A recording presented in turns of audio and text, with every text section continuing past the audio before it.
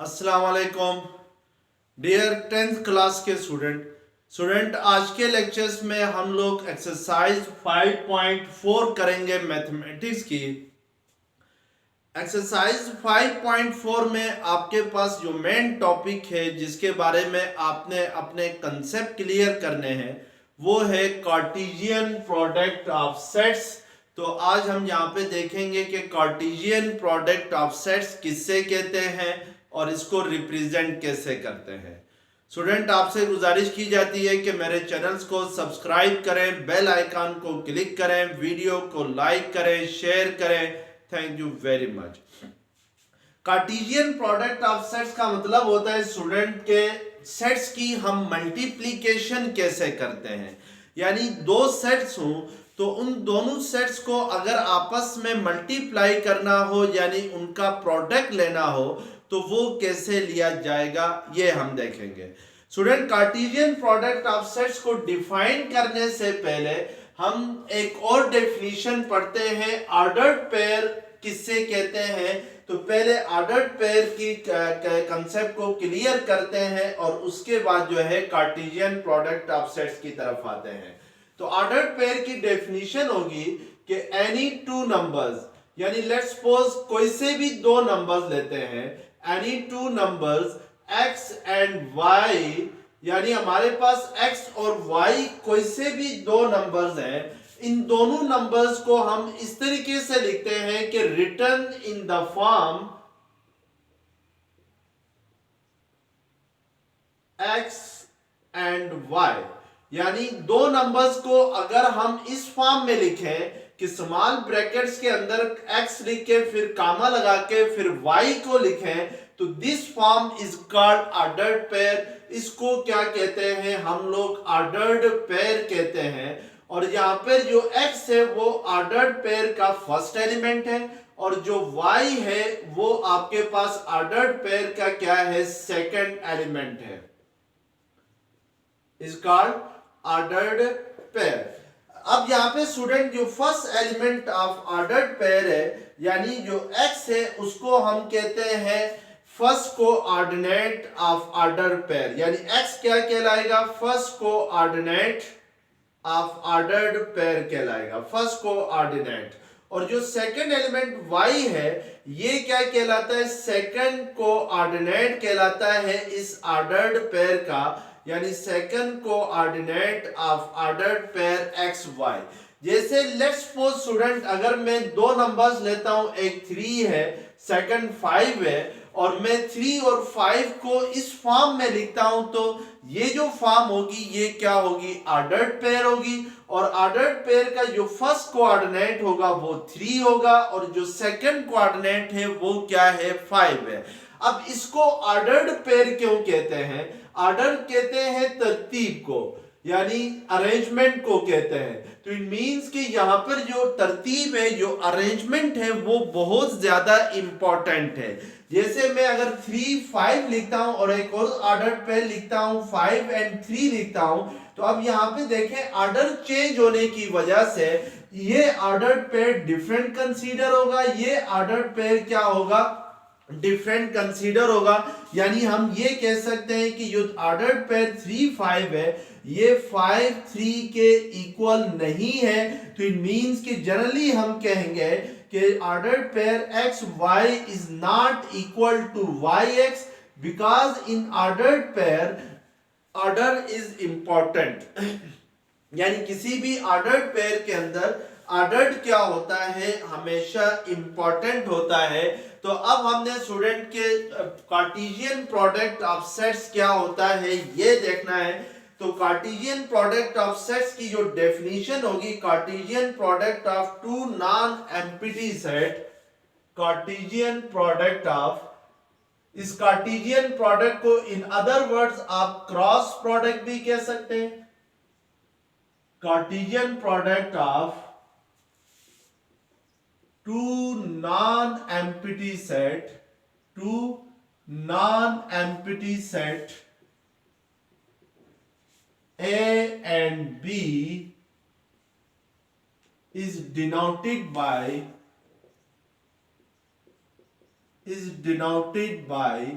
ए cross B, इसको क्या पढ़ेंगे, ए क्रॉस बी पढ़ेंगे। And A cross B consist the elements, and A cross B is a set whose elements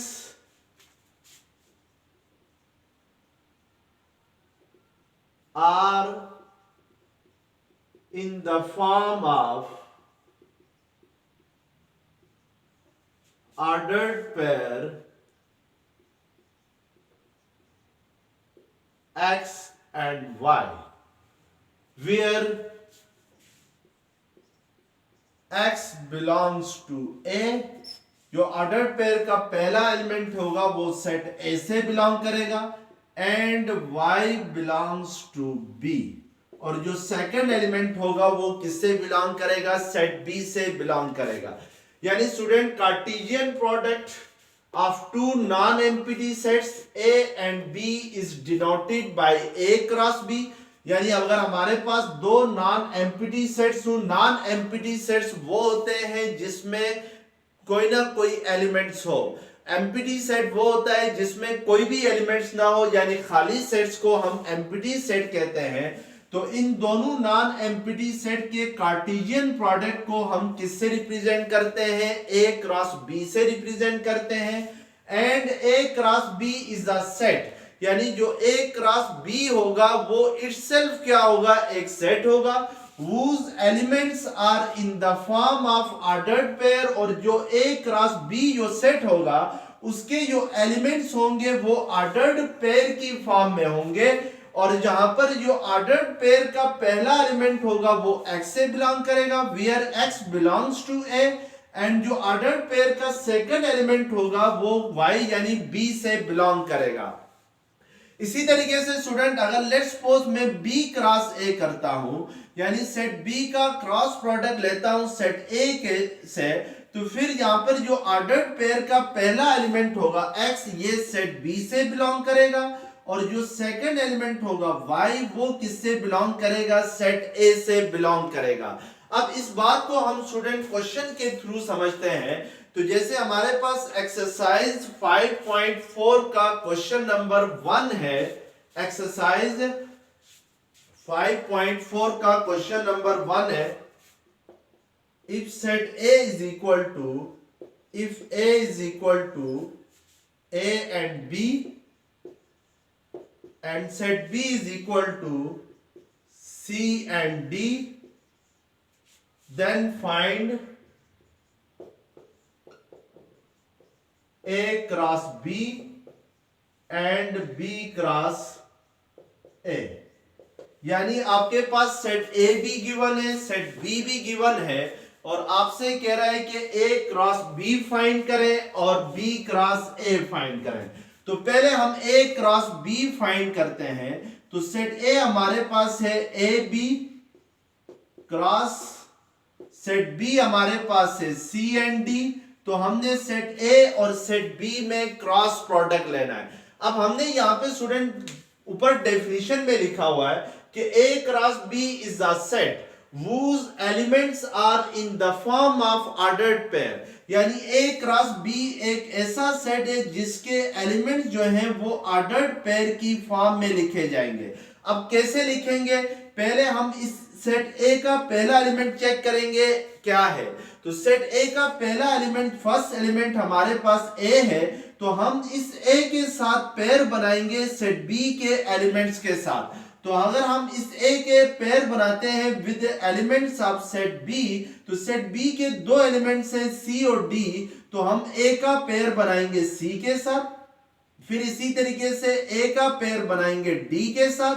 तो ये आपके पास क्या आ जाएगा, ordered pair, first ordered pair AC आ जाएगा, सेकंड ऑर्डर्ड पेयर AD आ जाएगा। इसी तरीके से अब हम सेट B का नेक्स्ट एलिमेंट चेक करेंगे।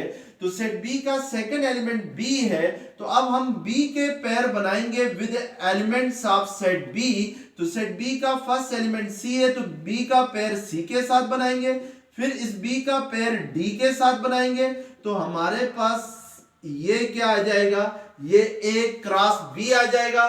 तो अब आपको यहाँ पे नजर आ रहा है कि जो A क्रॉस B है उसके जो एलिमेंट्स हैं वो ऑर्डर्ड पेयर की फॉर्म में है, और ऑर्डर्ड पेयर का पहला एलिमेंट सेट A से बिलोंग करता है। जैसे मैंने यहाँ पे लिखा था कि इन A cross B is a set whose elements are in the form of ordered pair x and y where x belongs to A, यानी ऑर्डर्ड पेयर का पहला एलिमेंट सेट A से बिलोंग करता है एंड y belongs to क्या था, B था।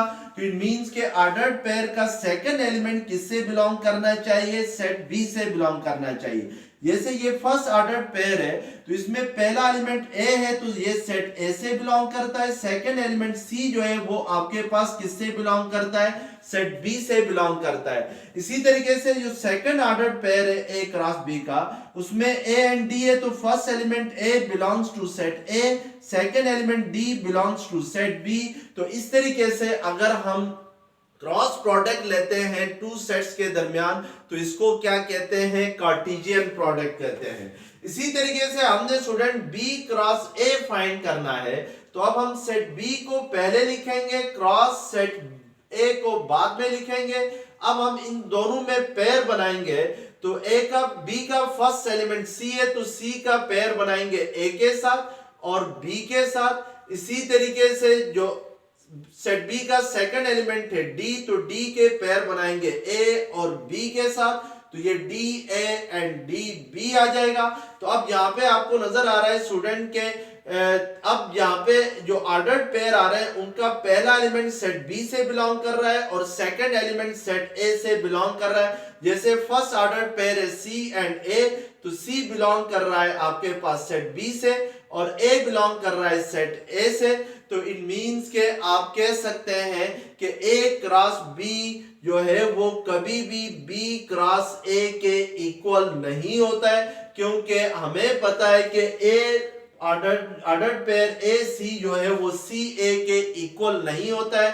तो ये ऑब्जेक्टिव में भी क्वेश्चन आ जाता है कि इन A cross B is not equal to dash, तो आपने कौन सा चूज करना है, B क्रॉस A चूज करना है। कि क्रॉस प्रोडक्ट या कार्टेशियन प्रोडक्ट में हम हमेशा कह सकते हैं, लेकिन अगर आप लेट्स सपोज नंबर को मल्टीप्लाई करते हैं तो 3 इंटू 4 करते हैं तो किसके इक्वल होता है, 4 इंटू 3 के इक्वल होता है। यानी नंबर्स के अंदर कम्यूटेटिव प्रॉपर्टी होल्ड करती है विद रिस्पेक्ट टू मल्टीप्लिकेशन, लेकिन सेट्स में ये कम्यूटेटिव प्रॉपर्टी होल्ड नहीं करती है। तो इस तरीके से हम लोग क्वेश्चन नंबर 1 करेंगे, एक्सरसाइज है। अब क्वेश्चन नंबर 2 हमारे पास है, if set A is equal to 0 to 4, set B is equal to -1 and 3, then find A cross B, B cross A cross A and B cross B। तो पहले हम A cross B find करते हैं। तो set A हमारे पास 0 to 4 है, cross set B हमारे पास -1 and 3 है। तो A क्रॉस B में जो एलिमेंट्स होंगे वो ऑर्डर्ड पेयर की फॉर्म में होंगे। तो पहले हम इस 0 के साथ पेयर बनाते हैं सेट B के एलिमेंट्स का। तो 0 के साथ सेट B का फर्स्ट एलिमेंट -1 है तो 0 का पेयर बनेगा -1 के साथ, फिर 0 का पेयर बनेगा 3 के साथ। अब हम 2 का पेयर बनाते हैं सेट B के एलिमेंट्स के साथ, तो ये 2 and -1 और 2 and 3 आ जाएगा। और इसी तरीके से अब हम यहाँ पे जो लास्ट एलिमेंट है सेट A का वो 4 है, तो 4 के पेयर बनाते हैं सेट B के एलिमेंट्स के साथ, तो ये 4 -1 and 4 3 हो जाएगा। अब यहाँ पे स्टूडेंट आपने याद रखना है ये मल्टीप्लाई नहीं करना है, 0 इंटू -1 0 नहीं लिखना है। ये क्रॉस प्रोडक्ट या कार्टेशियन प्रोडक्ट ऑफ सेट्स में जस्ट सेट्स के एलिमेंट्स का आपस में ऑर्डर्ड पेयर बनाना है, आपने प्रोडक्ट नहीं करना है। इसको कहते हैं प्रोडक्ट है, लेकिन एक्चुअली मल्टीप्लिकेशन नहीं हो रही होती है। अब हम स्टूडेंट नेक्स्ट फाइंड करते हैं A क्रॉस A, यानी A क्रॉस A ये थर्ड पार्ट जो है वो फाइंड करते हैं। तो इसका मतलब है सेट A का आपने क्रॉस प्रोडक्ट लेना है सेट A के साथ ही।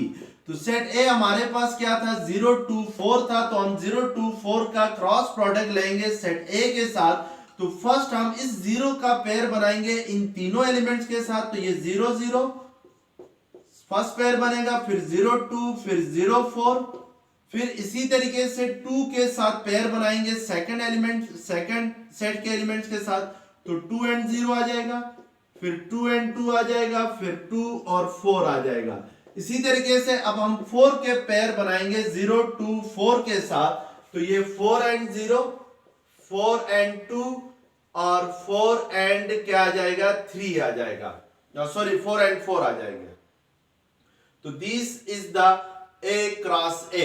अब ये जो A क्रॉस A है, इन अदर वर्ड्स इसको स्टूडेंट आप इस तरह भी कह सकते हैं कि कार्टेशियन प्रोडक्ट इन A, यानी कार्टेशियन प्रोडक्ट A के साथ ही find the Cartesian product in A कहा जाए तो इट मींस होता है कि A क्रॉस A फाइंड करें। अब यहाँ पे स्टूडेंट एक और बात भी समझ लें कि जैसे लेट्स सपोज हमने जब A क्रॉस B फाइंड किया था, तो A क्रॉस B में नंबर ऑफ एलिमेंट्स कितने आते हैं जरा हम ये चेक करेंगे। A क्रॉस B में हमारे पास टोटल नंबर ऑफ एलिमेंट्स हैं 1 2 3 4 5 एंड 6, यानी एक ऑर्डर्ड पेयर एक एलिमेंट कंसीडर होगा। अब यहाँ पे देखें, इस हमारे पास जो नंबर ऑफ एलिमेंट्स है इन A क्रॉस B, ये टोटल कितने हैं 6 हैं।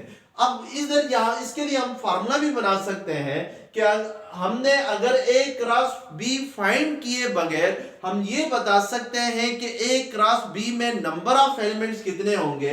तो उसके लिए आपने क्या करना है कि हम चेक करेंगे कि जिन दो सेट्स का हम क्रॉस प्रोडक्ट ले रहे हैं उसमें फर्स्ट सेट में कितने एलिमेंट्स हैं 3 एलिमेंट्स हैं, और सेकंड सेट में कितने एलिमेंट्स हैं 2 एलिमेंट्स हैं, यानी A में 3 एलिमेंट्स हैं, B में 2 एलिमेंट्स हैं।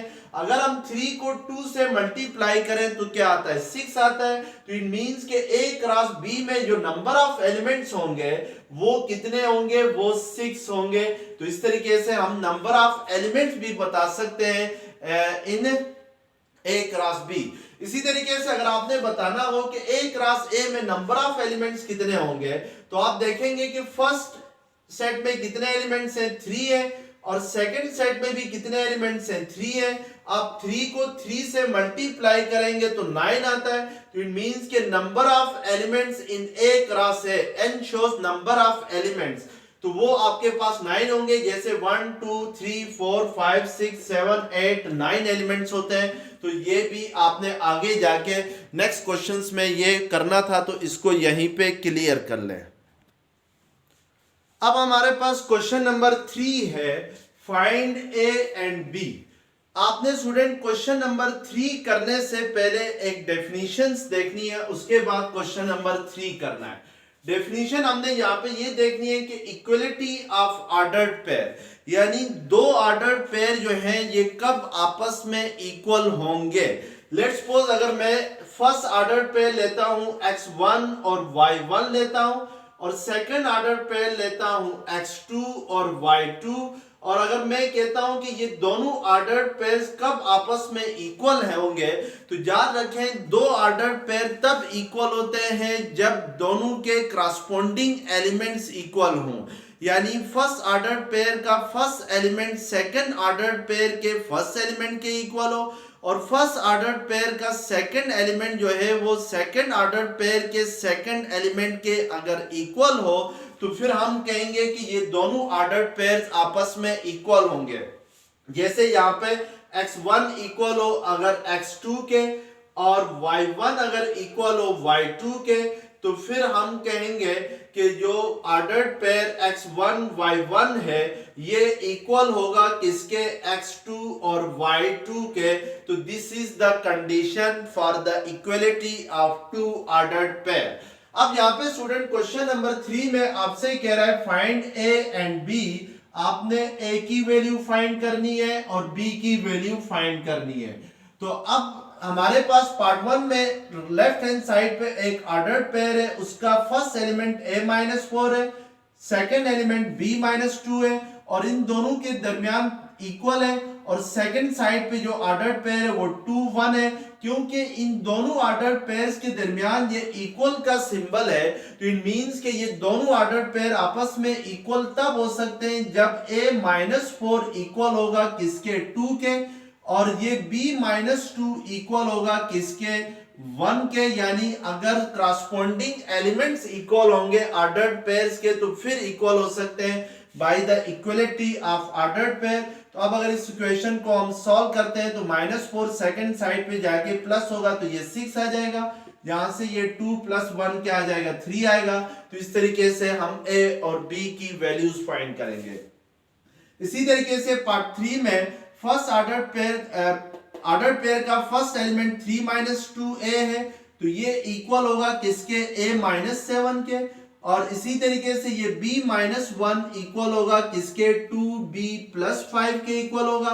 तो अब हम इस इक्वेशन को सॉल्व करें तो -2a सेकंड साइड पे जाके +2a होगा और -7 इस साइड पे आके +3 होगा, तो 2a + a 3a होता है और 7 + 3 क्या होता है 10। तो इट मींस कि यहां से a की जो वैल्यू आएगी वो आपके पास 10/3 आएगी। और अगर इस इक्वेशन को सॉल्व करते हैं तो b सेकंड साइड पे जाके 2b से माइनस होगा, ये 5 इधर आके क्या होगा +5 सेकंड साइड पे आके -5 होगा, 2b - b b होता है, -1 - 5 किसके इक्वल होता है -6 के इक्वल होता है। तो इस तरीके से हम क्या करेंगे, इस ऑर्डर्ड पेयर के एलिमेंट गिवन वैल्यूज फाइंड करेंगे by using equality of ordered pair. अब क्वेश्चन नंबर 4 है, find the set x and y if x cross y is equal to first order pair है a b a c a and d a। अब यहाँ पे student आपके पास cross product given है set x और set y का, आपने फाइंड करना है सेट x और सेट y क्या होगा। अब हमें पता है जब हम x क्रॉस y करेंगे तो इन ऑर्डर्ड पेयर के अंदर जो फर्स्ट एलिमेंट होगा वो सेट x से बिलोंग करेगा और जो सेकंड एलिमेंट होगा वो सेट y से बिलोंग करेगा। तो अगर हम सेट x लिखें तो फर्स्ट ऑर्डर्ड पेयर का फर्स्ट एलिमेंट हमारे पास a है, तो ये सेट x से बिलोंग करेगा।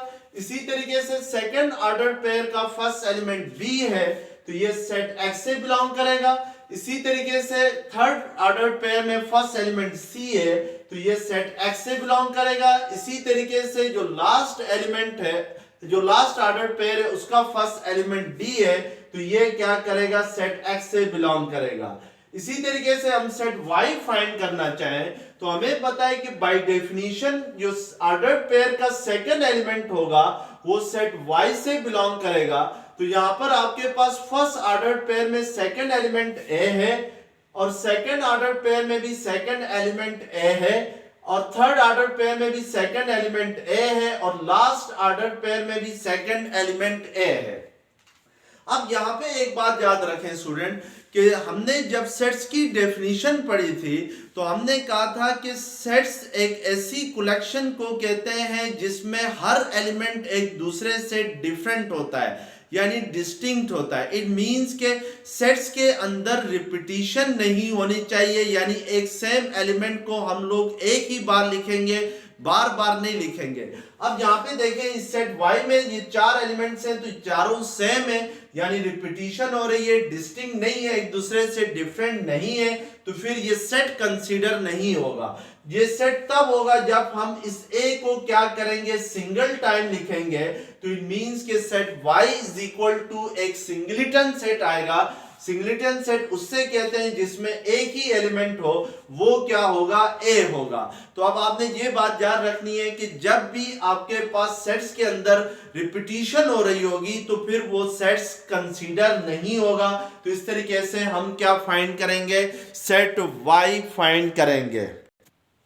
अब क्वेश्चन नंबर 5 है कि if set x is equal to abc and set y is equal to de, find the number of elements in x cross y। यानी हमने ये बताना है कि number of elements in x cross y किसके equal होंगे। तो पहले भी आप लोगों को बता चुका हूं स्टूडेंट ये क्वेश्चन कि हम number of elements in x cross y find करने हो तो हम देखेंगे कि सेट x में नंबर ऑफ एलिमेंट्स क्या है और सेट y में नंबर ऑफ एलिमेंट्स क्या है। तो आपको नजर आ रहा है सेट x में 3 एलिमेंट्स हैं और सेट y में जो है वो आपके पास 2 एलिमेंट्स हैं। हम 3 को क्या करेंगे 2 से मल्टीप्लाई करेंगे तो 3 2 क्या होगा 6 होगा। तो इट मींस के number of elements in x cross y क्या हो जाएंगे 6 हो जाएंगे। इसी तरीके से पार्ट 3 आपके पास है, पार्ट 2 आप खुद ही करें। पार्ट 3 आपके पास है x क्रॉस x। अब हमने number of elements in x cross x find करना है। तो इस सेट x में नंबर ऑफ एलिमेंट्स 3 है, क्योंकि x का क्रॉस प्रोडक्ट x के साथ ही ले रहे हैं। तो इट मींस के जो सेकंड सेट है वो हमारे पास x ही है, तो हम 3 मल्टीप्लाई बाई क्या करेंगे 3 करेंगे। तो 3 3 क्या होता है 9 होता है। तो इट मींस के number of elements in x cross x कितने होंगे 9 होंगे। तो इस तरीके से हम क्या कर सकते हैं नंबर ऑफ एलिमेंट्स फाइंड कर सकते हैं इन x cross y without finding x cross y, यानी x क्रॉस y को फाइंड किए बगैर इस मेथड के जरिए हम जो x क्रॉस y में नंबर ऑफ एलिमेंट्स होंगे वो फाइंड कर सकते हैं। स्टूडेंट अगर ये लेक्चर्स पसंद आ गया है तो चैनल को सब्सक्राइब करें, बेल आइकन को क्लिक करें, वीडियो को लाइक करें, शेयर करें। Thank you very much. Allah Hafiz.